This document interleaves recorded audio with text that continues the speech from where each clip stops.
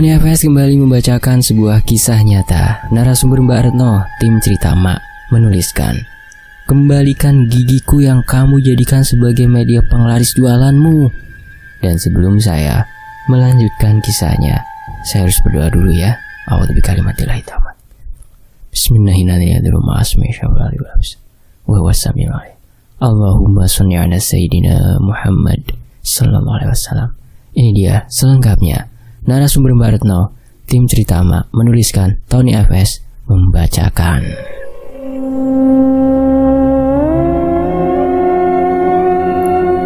Mbak Retno itu tinggal di sebuah area perkampungan padat penduduk, yang mana mayoritas penduduknya itu berniaga. Ada yang jual bakso, gado-gado, pecel, sate, dan masih banyak lagi. Ibu Mbak Retno sendiri juga seorang pedagang jajanan bocah-bocah gitu tuh. Jualannya di depan rumahnya, jadi enggak ngider. Warga di sekitar tempat tinggal Mbak Retno juga tidak banyak. Kurang lebih ada sekitar 37 rumah saja di kampung itu. Maka dari itulah, masing-masing orang saling mengenal dan solidaritasnya juga tinggi. Saling peduli intinya satu sama lain. Di antara sekian itu, Mbak Retno punya tetangga yang setiap harinya berjualan bakso. Beliau jualan di depan rumahnya, dan lagi-lagi nggak ngider. Tukang bakso ini dikenal dengan nama Pak Di, yang memiliki nama lengkap Paidi. Bahkan di pinggiran mangkuk baksonya ada nama beliau. Ya sebagai pertanda kalau ini mangkok bakso beliau gitu, biar nggak ketuker aja sama yang lain. Nggak tahu dah yang lain siapa. Soalnya penjual bakso di kampung tempat tinggal Mbak Retno ya cuma Pak Di doang. Warung baksonya emang ramai dan laris manis Tanjung Kimbul. Warung baksonya ramai bukan karena beliau satu-satunya penjual bakso di situ, karena emang rasanya enak dan nakihi. Sampai-sampai ada orang luar kota rela antri makan bakso di warung Pak Di loh. Apalagi kalau bukan emang pada dasarnya rasa Pak Di baksonya itu benar-benar enak. Iya nggak sih? Terus nih ya, bakso padi itu punya ciri khas dari segi tekstur. Katanya yang paling rekomen itu bakso uratnya. Ya salam, aduh jadi lapar nih hujan-hujan bacain kayak gini. Sebagai pecinta bakso, aku tergoda ini teman-teman. Warung baksonya Padi sendiri buka sejak jam 9 sampai jam 8 malam. 9 pagi sampai 8 malam. Tapi kadang setengah 8 atau jam 7 udah habis dan tutup saking laris manisnya. Apalagi pas weekend, wantri. Jadi benar-benar harus sabar antri kalau mau beli. Padi sehari-harinya meracik baksonya seorang diri. Hanya pas dasar saja dibantu sama satu orang rewangnya, namanya Mas Danu. Bahan-bahan bakso benar-benar beliau racik sendiri dari malam hari. Tapi untuk baksonya, Pak Di buatnya subuh sebelum buka lapak. Mungkin karena itulah bakso Pak Di rasanya fresh banget gitu. Benar-benar dibuat beberapa jam sebelum beliau buka warungnya. Ngomong-ngomong tentang Pak Di, aku mau kasih sedikit informasi terkait siapa sih sosok Pak Di ini. Simak baik-baik ya. Pak Di, atau yang akrab disapa Pak Di, merupakan anak tunggal dari sepasang suami istri warga asli situ. Pak Di sendiri dikabarkan pernah menikah dan dikaruniai 2 buah hati dari pernikahannya. Anak pertama laki-laki dan anak keduanya perempuan. Awal-awal kehidupan Pak Di ini bahagia. Dulunya Pak Di sendiri seorang pegawai di sebuah pabrik. Hingga pada akhirnya, beliau mengalami PHK dan memilih meneruskan usaha bakso milik almarhum bapaknya. Karena pada waktu itu, bapaknya Pak Di sudah meninggal dunia karena sakit. Terus sang istri memutuskan untuk meminta cerai. Lantaran terpikat dengan seorang pria yang secara harta dan tahtanya di atas Pak Di. Dengan legowo Pak Di mengikhlaskan perceraian itu dan melepaskan sang istri ke pelukan pria lain. Karena bagaimanapun, pernikahan mereka sudah tidak bisa dipertahankan kembali. Sedangkan kedua anaknya juga dibawa ikut serta sama mantan istrinya. Alhasil Pak Di kini hanya tinggal berdua di rumah itu dengan sang ibu. Lalu tak berselang lama ibunya Pak Di meninggal dunia karena sakit dan sudah sepuh. Tinggallah Pak Di seorang diri di rumah tersebut. Awal-awal bakso Pak Di belum selaris itu, tapi karena tekad beliau yang sangat besar, secara perlahan usahanya membuahkan hasil. Sehingga baksonya diminati banyak orang dan menjadi laris manis. Emang bener ya, usaha itu tidak mengkhianati hasil. Bener kan? Setiap subuh Pak Di akan mengayuh sepeda kebunnya menuju ke pasar untuk membeli daging dan sekalian digiling. Sebelum akhirnya sampai rumah, beliau olah menjadi sebuah bakso yang lezat untuk dijual. Pak Di sendiri termasuk tipe-tipe orang yang baik sekali dan terkenal suka berbagi. Saking baiknya, beliau sampai menspesialkan tetangganya kalau beli bakso di beliau. Jadi dikasih harga tetangga gitu. Kejadian ini sendiri terjadi sekitar tahun 2012-an, di mana harga bakso masih sekitar 1.000 sampai 1.500 rupiah per mangkok. Tapi kalau tetangga yang beli itu harganya beda. Orang luar kampung kalau beli per porsi dikasih harga 1.500, sedangkan para tetangga dikasih harga cuma 1.000. Jadi kalau beli 5.000 ya dapatnya 5, bukan 3. Bukan hanya sampai di situ. Masih ada banyak sekali kebaikan yang Pak Di lakukan untuk para tetangganya. Karena Pak Di ini kalau jualan ngambil untungnya nggak banyak-banyak amat. Jadi kehidupan Pak Di itu termasuk sederhana. Dan beliau sering banget dapat santunan sembako dari pemerintah. Itu pun masih beliau bagi sama tetangganya yang benar-benar lebih membutuhkan daripada beliau. Mungkin pikir beliau, ngapain banyak-banyak, toh hidup sendiri. Nanti sisanya dibagikan ke Mas Danu untuk dibawa pulang. Jadi dari semua itu, warga selalu mengingat kebaikan-kebaikan yang Pak Di lakukan. Dan itu nanti ada hubungannya. Ibarat kata gajah mati meninggalkan gadingnya, manusia meninggal menyisakan amal baiknya di semasa hidupnya. Suatu hari, Pak Di belanja ke pasar subuh-subuh seperti biasa dengan mengayuh sepeda kebonya. Pak Di awali harinya dengan senyuman, hingga warga sekitar tempat tinggal Mbak Retno dibuat geger pagi-pagi dengan suara seorang bapak-bapak yang memberitahu kalau Pak Di kecelakaan. Warga yang dengar itu langsung berkerumun untuk mempertanyakan kejelasannya.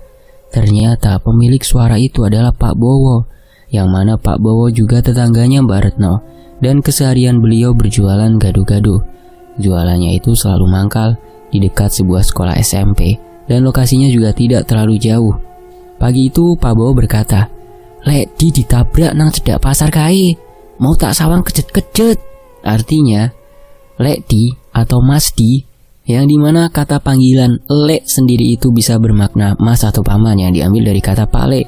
Ditabrak deket pasar, tadi aku lihat kejang-kejang, begitu kata Pak Bowo. Mendengar itu kan warga khawatir. Langsunglah warga berbondong-bondong menuju ke lokasi yang diberitahu Pak Bowo. Begitu warga tiba di lokasi, ternyata tubuh Pak Di sudah dilarikan ke rumah sakit. Sedangkan di lokasi hanya tinggal beberapa pak polisi yang hendak membawa seorang sopir pick up ke kantor polisi untuk dimintai keterangan. Orang inilah yang tidak sengaja menabrak Pak Di. Menurut hasil pemeriksaan mengatakan kalau orang ini dari kejauhan sudah melihat Pak Di nyetir sambil oleng-oleng kayak orang mabuk gitu. Sopir ini udah membuat antisipasi supaya tidak terjadi tabrakan. Akan tetapi Pak Di nyetirnya makin lama kok makin aneh, sempoyongan gitu. Lalu posisi mereka sudah semakin dekat, tapi sopir pick up ini udah nggak bisa lagi menghindar karena posisinya tidak memungkinkan dan terjadilah tabrakan tersebut. Si sopir ini untungnya kooperatif dan tidak kabur. Mau kabur juga takut, posisinya ramai orang juga.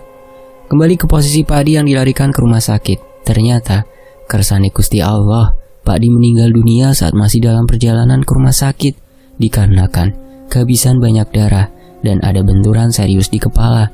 Bahkan menurut orang yang ikut ke rumah sakit mengatakan, Pak Di mengigau memanggil nama ibunya berkali-kali dan berkata kalau beliau rindu. Tapi di saat kurang 5 menit tiba di rumah sakit, Pak Di meninggal dunia.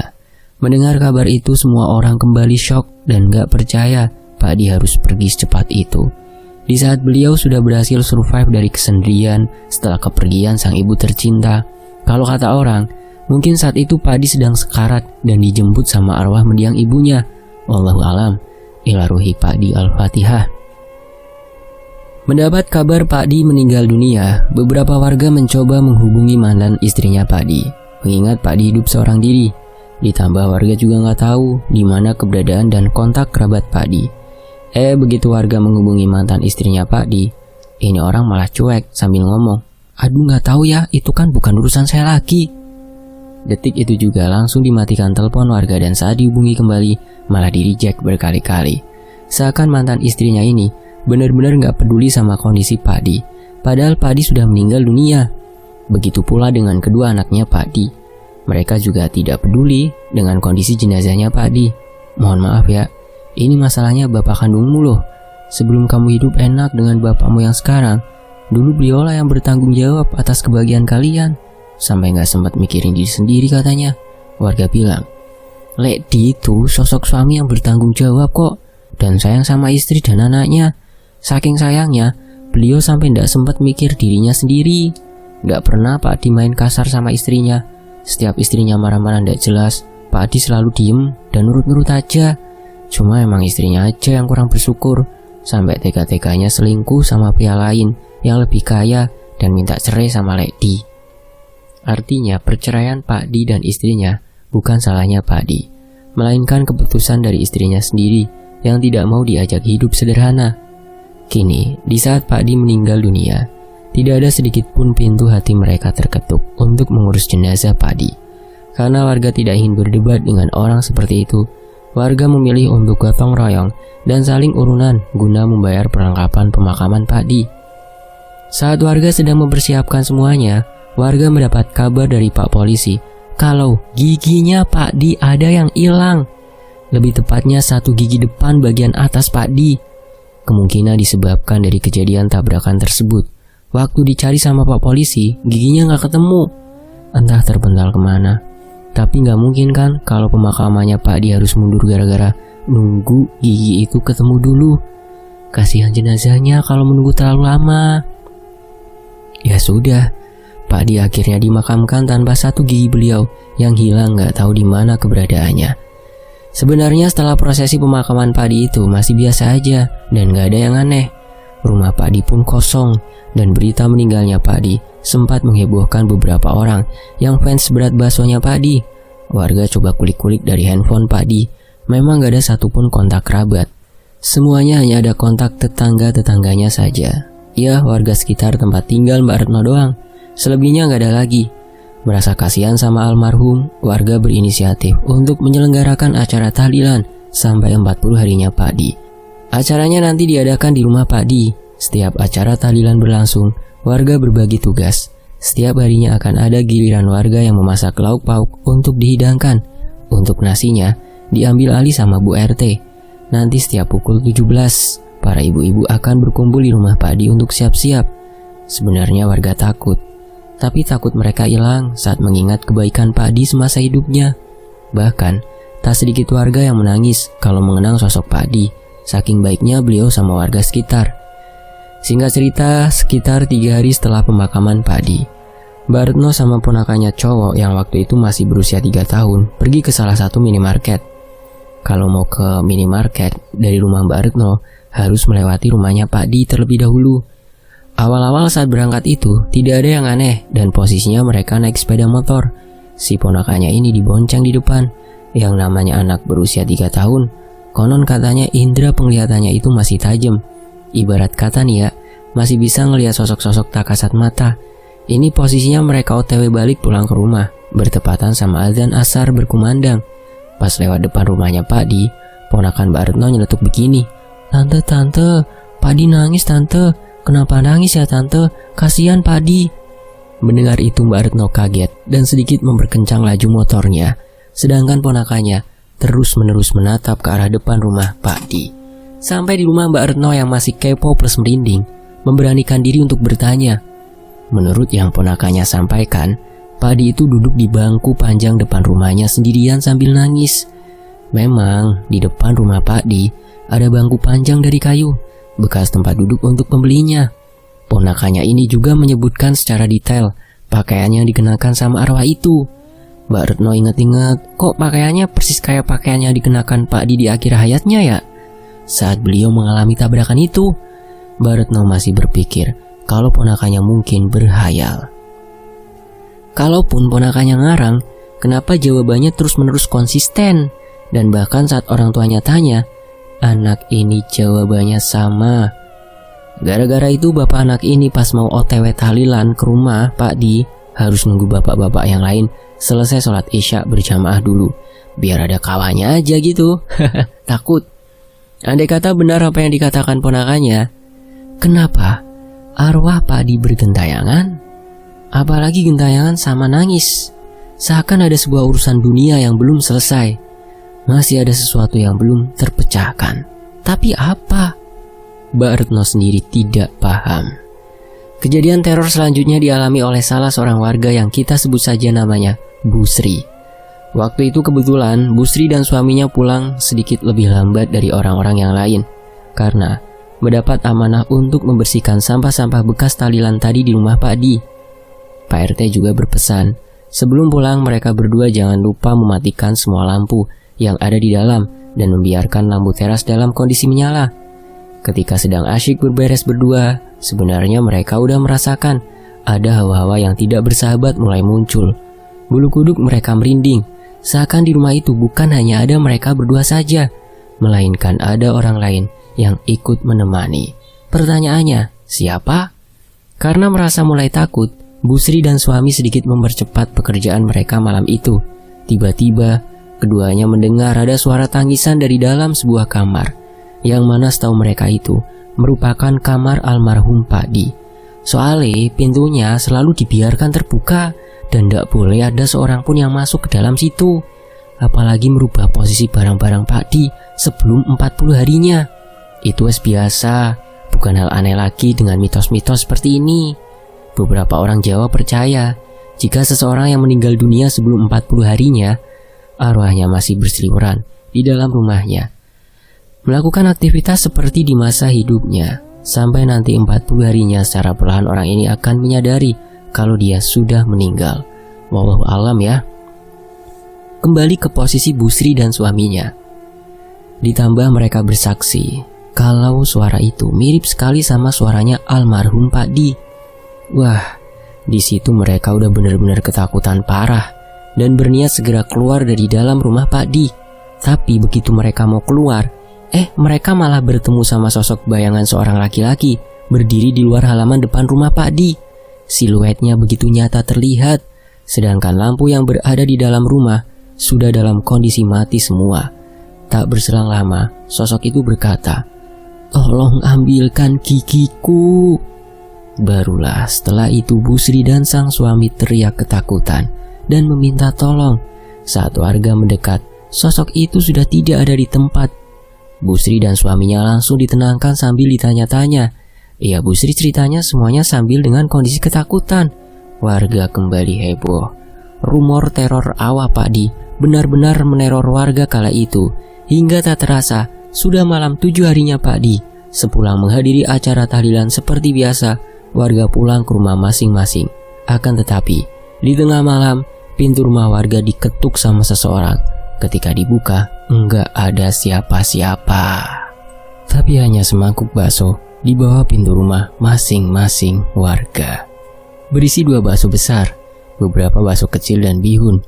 Cuma kurang sambal, saus sama kecap, kata Mbak Retno. Yang buat warga kaget adalah pinggiran mangkuk itu ada tulisan nama Paidi. Malam itu kembali heboh, karena ini merupakan pertanda kalau mangkuk tersebut adalah milik Pak Di dan memang sudah menjadi ciri khas. Lantas maksudnya apa? Pak RT malam itu menggerakkan semua orang untuk menuju ke rumah Pak Di. Saat tiba di rumah Pak Di, semua lampu yang ada di rumah Pak Di dalam kondisi mati nyala sendiri, disertai angin yang lumayan kenceng. Tidak ada satupun warga yang berani beranjak dari tempat mereka. Di tengah-tengah gemerlap lampu yang mati nyala itu, semua orang melihat ada bayangan seorang pria berdiri di dalam rumah Pak Di. Mungkinkah itu Pak Di? Ya, itu memang Pak Di. Sosok itu awalnya menangis, dan suara tangisannya begitu menyayat hati yang mendengarnya. Tak lama kemudian, muncullah suara-suara burung gagak di sekitar situ. Tapi tak ada yang melihat wujud burung gagaknya. Setelah menangis lumayan lama, Pak RT langsung bertanya, "Ada apa Tolek Di? Sampean ini kenapa? Lah kok masih bergentayangan seperti ini? Ada apa, Lek?" Lalu sosok itu terdiam seketika. Angin yang berembus itu juga perlahan menghilang dengan sendirinya. Suasana kembali tenang tapi masih saja mencekam. Sulit sekali untuk dijelaskan situasi malam itu. Akan tetapi, sosok yang dipercaya sebagai sosok Pak Di menjawab, "Jupukno untukku, ambilkan gigiku." Pak RT kembali bertanya, "Di mana, Lek?" Suara Pak Di kali ini menjawab dengan intonasi nada tinggi sembari berkata, "Di rumahnya Bowo, ambilkan gigiku di rumahnya Bowo." Mendengar itu kan warga bingung ya, maksudnya apa? Apa hubungannya sama Pak Bowo? Di saat semua orang sedang bertanya-tanya, tiba-tiba datang angin kencang dan sosok itu menghilang. Seketika semua orang baru tersadar kalau malam itu Pak Bowo tidak ada di tengah-tengah warga yang datang ke rumah Pak Di. Kenapa? Apa jangan-jangan hanya pintu rumah Pak Bowo yang tidak diketuk malam itu? Meski begitu, harusnya Pak Bowo mendengar suara keributan malam ini, karena memang malam itu benar-benar ramai sekali dan heboh. Bisa-bisanya Pak Bowo seolah tak mendengar apa-apa. Karena menurut keterangan dari Pak RT, jam-jam segini biasanya Pak Bowo belum tidur, karena harus menyiapkan beberapa bahan jualannya. Dan setahu Pak RT, Pak Bowo biasanya baru tidur sekitar pukul 2 dini hari. Beberapa warga juga bersaksi kalau akhir-akhir ini Pak Bowo gayanya aneh. Beliau sering sekali berdandan selayaknya seorang dukun. Entah kenapa sejak sang istri sama anak bungsunya pergi dari rumah, Pak Bowo jadi lebih sering mengurung diri dan jarang bersosialisasi sama warga sekitar. Rumornya, istri Pak Bowo memilih pulang ke rumah orang tuanya karena gak betah dengan sikap Pak Bowo yang aneh. Istrinya itu maunya Pak Bowo fokus saja berjualan gado-gado dan gak usah sok-sok menjadi dukun abal-abal. Memang gado-gado Pak Bowo akhir-akhir ini sepi dan istrinya cerita sendiri. Tapi warga juga tidak menyangka kalau pada akhirnya Pak Bowo nekat berbuat sejauh itu. Berbuat apa nih, Mak? Ya, jadi saat warga mulai curiga dengan Pak Bowo, malam itu Pak RT mengatur strategi untuk mengendap-endap pelan-pelan lewat samping kanan kiri rumah Pak Bowo. Tujuannya untuk apa? Iya, untuk mengawasi pergerakan anehnya Pak Bowo. Setelah semua orang setuju, bergegaslah mereka sesuai peran mereka masing-masing. Dilalah, lampu rumahnya Pak Bowo masih dalam kondisi menyala semuanya. Warga juga bersaksi kalau di depan rumah Pak Bowo nggak ada mangkok bakso. Warga yang mengendap lewat lompongan atau gang kecil sebelah kanan memberikan laporan kalau Pak Bowo sedang berada di sebuah kamar, seolah-olah sedang melakukan sebuah ritual dengan menggunakan pakaian selayaknya seorang dukun. Warga bersaksi kalau kamar itu lebih mirip sama tempat praktek dukun. Untungnya, jendela kamar itu gordennya tidak tertutup dan lampunya nyala. Ditambah posisi Pak Bowo membelakangi jendela. Akhirnya, Pak RT langsung menggedor pintu depan rumah Pak Bowo dan memaksa Pak Bowo untuk keluar.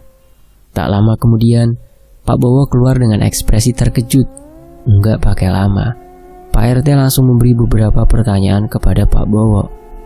Awal-awal Pak Bowo mengelak sambil gelagapan. Lalu Pak RT mengancam, "Kalau sampean ndak jujur, tak telepon pemilik kontrakanmu biar kamu ndak bisa ngontrak di sini lagi. Kamu sudah meresahkan kita semua, Wo." Mungkin merasa terdesak dan tidak berkutik lagi, Pak Bowo akhirnya mengaku kalau malam itu sedang melakukan ritual terkait kepergian istrinya. Pernyataan Pak Bowo juga sinkron dengan ucapan warga. Pak RT bertanya, "Wo, kamu melakukan semua ini untuk apa, Wo?" Dengan tatapan yang menakutkan, seperti layaknya orang-orang psycho gitu, psikopat gitu, Pak Bowo menjawab, "Untuk melariskan dagangan gado-gadoku." Mendengar itu jelas semua orang kaget. Soalnya Pak Bowo ini terkenal orang yang rajin sholat jamaah di musola setempat. Tapi kenapa sekarang jadi begini? Pak RT yang udah punya perasaan gak enak langsung to the point. "Lalu kamu jadikan untuk apa gigi almarhum Ledi, Wo?" Lagi dan lagi tatapan Pak Bowo benar-benar menakutkan. Dengan menyeringai tipis, Pak Bowo berkata, "Giginya Mas Di, aku jadikan sebagai media penglarisku. Nantinya gigi itu akan aku masukkan ke dalam bumbu kacangku biar rasanya enak. Terus jualanku ramai pembeli dan aku jadi kaya kembali. Diakhiri dengan gelak tawa yang aneh. Harusnya malam ini aku melakukan ritualnya, tapi kalian menggangguku. Pergi! Jadi, gigi almarhum Pak Di akan dijadikan media penglaris jualannya Pak Bowo. Biar itu penglarisannya bekerja, maka harus dilakukan ritual terlebih dahulu. Entah Pak Bowo mendalami ilmu seperti ini dari mana. Hanya saja sangat disayangkan, Pak RT hampir saja tersulut emosi dan hampir juga bertengkar. Buru-buru ditenangin sama warga, hingga warga terpaksa masuk paksa dan menghalau Pak Bowo agar tidak bisa melawan. Saat masuk ke ruang ritualnya Pak Bowo, warga melihat ada satu gigi yang masih tertempel darah kering di sebuah mangkuk tanah liat. Kemungkinan itulah gigi almarhum Pak Di. Gigi itu dibungkus dengan kain dan diamankan. Saat ditanya, Pak Bowo menemukan gigi ini di mana? Katanya di sebuah jalanan berlumpur yang jaraknya tidak terlalu jauh dari posisi jenazah Pak Di tergeletak. Parahnya saat Pak Bowo mengambil gigi itu, Pak Di melihat tindakan Pak Bowo di saat beliau sedang sakaratul maut. Jahat banget sumpah. Setelah itu Pak Bowo memutuskan pulang dan sambil membuat woro-woro. Katanya tidak ikut menolong Pak Di yang tengah sekarat. Awalnya Pak Bowo menolak gigi itu diambil, tapi Pak Bowo diancam kalau melawan atau coba berbuat ulah lagi, Pak RT dan warga tidak segan-segan melaporkan Pak Bowo ke kantor polisi. Jadi malam itu Pak Bowo hanya bisa pasrah ritualnya dibatalkan sama warga. Malam itu juga Pak RT mengajak ke makam Pak Di untuk mengembalikan gigi almarhum yang sempat hilang. Di makam Pak Di, Pak RT mewakili semua orang berkata, "Lek Di, iki untune sampean wis dibalekne Bowo ya Lek. Wis ya Lek, sing tenang neng kono. Awake dhewe rak bakal iso nglalikke sampean. Sepurone atas sikape Bowo ya Lek. Al-Fatihah." A'udzubillahi minasyaitonir. Iya kan Abu Dua kan start. Ghairin maghdubi alaihim waladdallin. Seketika suasana jadi hening. Malam itu diakhiri dengan membaca surah Yasin bersama-sama, dan setelah itu warga pulang ke rumah masing-masing. Keesokan paginya, warga memberi kabar. Pintu rumah Pak Bowo terbuka lebar, tapi saat dicek ke dalam, ternyata Pak Bowo tidak ada di dalam. Warga berpikir Pak Bowo menemui istrinya, tapi barang-barang dan rombong Pak Bowo masih ada di rumah itu. Tunggu demi tunggu, Pak Bowo gak kunjung balik ke rumahnya. Warga memutuskan menghubungi istrinya Pak Bowo. Betapa terkejutnya warga saat mendengar kalau istrinya Pak Bowo malah baru tahu kalau Pak Bowo pergi dari rumah dan beliau nggak tahu di mana keberadaannya. Kedua anak Pak Bowo juga nggak ada yang tahu di mana keberadaannya. Bersama istrinya Pak Bowo, warga membuat laporan orang hilang ke kantor polisi. Tapi sampai detik ini, keberadaan Pak Bowo masih belum berhasil ditemukan. Dan sama sekali tidak ada perkembangan dari kasus hilangnya Pak Bowo. Seakan-akan Pak Bowo telah hilang begitu saja. Benar-benar tidak ada yang tahu kemana perginya. Lantas kemana perginya beliau setelah kejadian malam itu? Wallahu a'lam bishawab. Dan akhirnya semua barang-barang Pak Bowo dibakar sama sang istri. Gerobak bekas Pak Bowo dibuang gitu aja karena takut. Sampai detik ini kontrakan bekas Pak Bowo belum ada lagi yang menyewa karena jelas orang-orang takut. Soalnya berita tentang Pak Bowo ini udah terlanjur tersebar luas dan memunculkan banyak sekali pendapat yang berbeda-beda. Menurut teman-teman gimana nih dengan ceritanya? Pelaku penglarisan yang gagal.